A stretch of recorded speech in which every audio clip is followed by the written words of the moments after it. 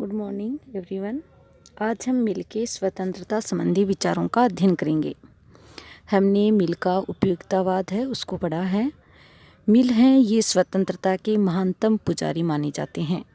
मिल ने स्वतंत्रता पर अपनी एक रचना लिखी है ऑन लिबर्टी। 1859 में इसका प्रकाशन हुआ था और इसमें मिल ने स्वतंत्रता के बारे में लिखा है। मिल ये कहते हैं कि स्वतंत्रता क्यों जरूरी है। मिल का ये कहना है कि राजनीतिक और आर्थिक परिस्थितियों में काफ़ी परिवर्तन आ गया और इसके कारण राज्य है उसकी शक्ति और उसका जो कार्य क्षेत्र है वह निरंतर बढ़ने लगा। जैसे जैसे कार्य क्षेत्र बढ़ने लगा राज्य का, वैसे वैसे राज्य द्वारा कई नियम बनाए जाने लगे और सबसे ज़्यादा जो खतरा पैदा हुआ वह हुआ बहुमत से।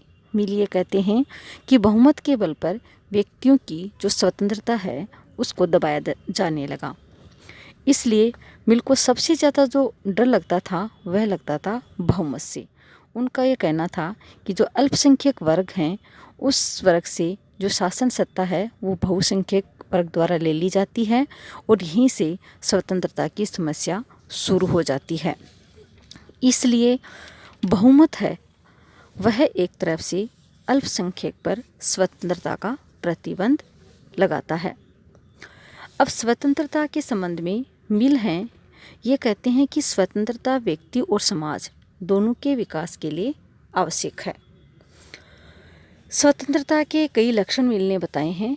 मिल ने स्वतंत्रता के 2 लक्षण बताए हैं। पहला, व्यक्ति स्वयं अपना स्वामी है, अर्थात व्यक्ति अपने ऊपर सर्वोच्च सत्ता रखता है। मिल के अनुसार अपने शरीर तथा मस्तिष्क का स्वामी है और इसलिए उसे अपने से संबंधित प्रत्येक जो कार्य है उसको करने की स्वतंत्रता होनी चाहिए। उस पर किसी प्रकार का कोई प्रतिबंध नहीं लगाना चाहिए। उसे सबसे संबंधित समस्त कार्य करने की पूरी आज़ादी होना चाहिए क्योंकि वह किसी दूसरे व्यक्ति को नुकसान नहीं पहुंचा रहा। दूसरा जो लक्षण बताया है मिल ने वह बताया है अपनी इच्छा अनुसार कार्य करने की आज़ादी या स्वतंत्रता, और ऐसी स्वतंत्रता को नियंत्रित किया जा सकता है। मिल ये कहते हैं कि यदि कोई व्यक्ति ऐसे पुल से गुजर रहा है जिसके टूट जाने का भय है तो उसे ऐसे पुल पर जाने से रोका जा सकता है, क्योंकि नदी में गिरने की किसी व्यक्ति की इच्छा नहीं होती है और उसकी इच्छा पुल पार करने की है, किंतु उसका नियंत्रण करना इसलिए उचित है कि उसकी इससे भी बड़ी जीवित रहने की इच्छा को संरक्षण मिलता है। तो मिल हैं इन्होंने स्वतंत्रता के जो 2 लक्षण बताए हैं। पहला जो लक्षण इन्होंने बताया है कि व्यक्ति अपना स्वयं का स्वामी है, उस पर किसी सर्वोच्च सत्ता का नियंत्रण नहीं होना चाहिए, यहाँ व्यक्ति स्वतंत्र है। लेकिन दूसरा जो लक्षण उन्होंने बताया अपनी इच्छा अनुसार कार्य करने की जो आज़ादी है, इसमें मिल ये कहते हैं कि व्यक्ति जानबूझ के अपना नुकसान नहीं करना चाहता। अगर अनजाने में उसका नुकसान हो रहा है तो यहाँ हम उस पर नियंत्रण लगा सकते हैं। आगे मिल हैं ये स्वतंत्रता के 2 प्रकार बताते हैं।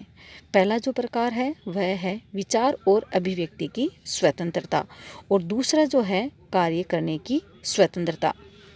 मिल हैं ये विचार और अभिव्यक्ति की जो स्वतंत्रता है इसमें ये कहते हैं कि प्रत्येक व्यक्ति को, बुद्धिमान व्यक्ति को अपने विचारों को प्रकट करने का अधिकार होना चाहिए।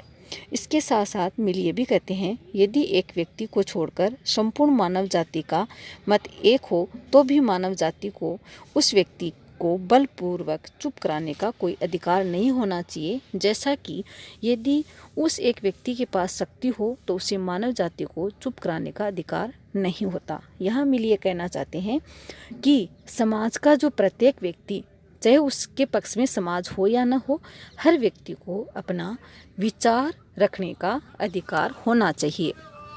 यहाँ विचार और जो अभिव्यक्ति की स्वतंत्रता है इसका समर्थन मिल ने निम्न आधार पर किया है। जैसे कि सबसे पहले उन्होंने लिया है सत्य के दमन का भय। मिल के अनुसार विचारों पर प्रतिबंध लगाने से कई बार सत्य है वो सामने निकलकर नहीं आता, इसलिए प्रत्येक व्यक्ति को बोलने का अधिकार होना चाहिए जिससे कि सत्य है वो निकल सके। सत्य के अलग अलग पहलू भी बताए हैं मिल ने। सत्य का जो रूप होता है वो हमेशा विराट और विशाल होता है और उसके कई प्रकार होते हैं। तो सत्य की खोज में मनुष्य को ये नहीं कि सिर्फ कुछ जो व्यक्ति हैं वही सत्य बोल रहे हैं, समाज का प्रत्येक व्यक्ति है उसको बोलने का अधिकार होना चाहिए। उसके पश्चात उसमें से सत्य को छांटा जा सकता है, क्योंकि सत्य के अलग अलग रूप हो सकते हैं। वादे वादे जायते तत्वबोधा, अर्थात वाद विवाद एवं विचार विमर्श द्वारा ही सत्य की खोज की जा सकती है। अगर हम किसी व्यक्ति को बोलने का अधिकार ही नहीं देंगे तो हमें कभी भी ये पता नहीं चल पाएगा कि सत्य क्या है। इसलिए वाद विवाद और विचार विमर्श हैं वो समय समय पर होते रहने चाहिए। समाज के उत्थान के लिए भी विचार अभिव्यक्ति की स्वतंत्रता आवश्यक है। मिल के अनुसार समाज है वह परंपरावादी और रूढ़िवादियों पर आधारित होता है। अगर हम विचार विमर्श नहीं रखेंगे, वाद विवाद नहीं रखेंगे, तो कैसे रूढ़ियों पर प्रहार हो पाएगा और कैसे हमारा समाज है वो चेंज हो पाएगा। इसलिए विचार और अभिव्यक्ति की जो स्वतंत्रता है वो प्रत्येक व्यक्ति को मिलनी चाहिए। विचार और अभिव्यक्ति की स्वतंत्रता पर कभी भी किसी प्रकार का अंकुश नहीं लगाना चाहिए। प्रत्येक व्यक्ति को अधिकार होता है कि वह अपने विचारों को प्रकट करे, और इसीलिए मिल एक जगह ये भी लिखते हैं कि विचारों को खिलने दो, उन्हें अभिव्यक्त होने दो, उन्हें जंजीरों में मत बांधो। विचार मानव समाज के विकास और उसके उत्थान के लिए एक तरह से प्रेरणा स्रोत होते हैं। तो ये तो है मिल की विचार और अभिव्यक्ति से संबंधित स्वतंत्रता। मिल ने दूसरी जो स्वतंत्रता का प्रकार बताया है वह है कार्य करने की स्वतंत्रता। मिल के अनुसार जो कार्य करने की स्वतंत्रता है, मिल ये कहते हैं कि विचारों की स्वतंत्रता अपूर्ण है यदि उन विचारों को क्रियान्वित करने की स्वतंत्रता नहीं हो। अर्थात हमारी जो विचार अभिव्यक्ति की स्वतंत्रता है ये बेकार हो जाती है अगर कोई व्यक्ति है वह अपने विचार और अभिव्यक्ति के अनुसार कार्य करने के लिए आज़ाद नहीं हो। स्वतंत्र कार्य के अभाव में स्वतंत्र चिंतन वैसा ही होता है जैसे कि पक्षी उड़ना तो चाहता है पर उसके पंख नहीं होते हैं। यहाँ एक विचारणीय मुद्दा ये भी होता है कि जिस तरह विचारों की स्वतंत्रता पर कोई अंकुश नहीं होना चाहिए, उसी तरह कार्य करने की जो स्वतंत्रता है उस पर भी किसी प्रकार का कोई बंधन नहीं होना चाहिए। मिल है, इन्होंने कार्यगत जो स्वतंत्रता है उनके दो रूप बताए हैं। ऐसे कार्य जिनका संबंध व्यक्ति के स्व के साथ होता है, स्व का मतलब खुद से, तो इसे मिल है स्व संबंधी कार्य कहते हैं। दूसरे वे कार्य जिनका प्रभाव अन्य लोगों पर पड़ता है, इन्हें वे पर संबंधी कार्य कहते हैं। तो इस प्रकार कार्य करने की जो स्वतंत्रता है उसके मिल ने दो रूप बताए हैं यहाँ, एक तो स्व संबंधी कार्य और दूसरा है पर संबंधी कार्य। सबसे पहले हम बात करते हैं स्व संबंधी कार्यों की। तो मिल के अनुसार स्व संबंधी कार्य व्यक्ति के वे कार्य हैं जिनसे अन्य व्यक्ति प्रभावित नहीं होते हैं। इन कार्यों का सीधा संबंध व्यक्ति के स्वयं व्यक्तिगत कार्यों से होता है, जैसे कि कोई व्यक्ति सिगरेट पीता है, कोई पान खाता है, कोई शराब पीता है, कोई जुआ खेलता है, कोई मांसाहारी है, कोई शाकाहारी है, कोई प्याज खाता है, कोई आलू खाता है। इससे किसी दूसरे व्यक्ति को प्रभाव नहीं पड़ना चाहिए। स्व संबंधी ऐसे नितांत जो कार्य होते हैं वो व्यक्ति के निजी जीवन के अनुसार होते हैं, इसलिए उसे पूर्ण करने का पूरा अधिकार होना चाहिए। उन पर किसी प्रकार के कोई प्रतिबंध नहीं लगाने चाहिए। मिल की तो यह भी मान्यता है कि जब तक कोई व्यक्ति ऐसा कार्य करता है जिसका प्रभाव केवल उसी पर पड़ता है, दूसरों पर नहीं पड़ता, तब तक उसके कार्यों में किसी प्रकार का कोई हस्तक्षेप नहीं करना चाहिए। दूसरा जो कार्य का प्रकार बताया उन्होंने पर संबंधी कार्य बताया।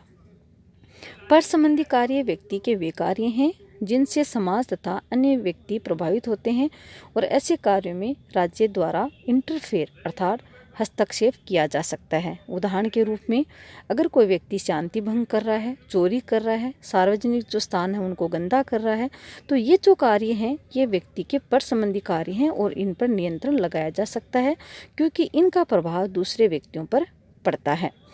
इस प्रकार हम ये कह सकते हैं कि मिल ने जो अपने कार्य संबंधी जो स्वतंत्रता बताई है, स्व कार्य संबंधी स्वतंत्रता को मिल किसी प्रकार का कोई प्रतिबंध उस पर नहीं लगाना चाहते हैं, लेकिन पर कार्य संबंधी है उस पर प्रतिबंधों की बात करते हैं अगर उसके पर संबंधी कार्यों से समाज को कोई नुकसान या क्षति पहुंचती है तो ऐसी स्थिति में उस पर नियंत्रण लगाया जा सकता है। धन्यवाद।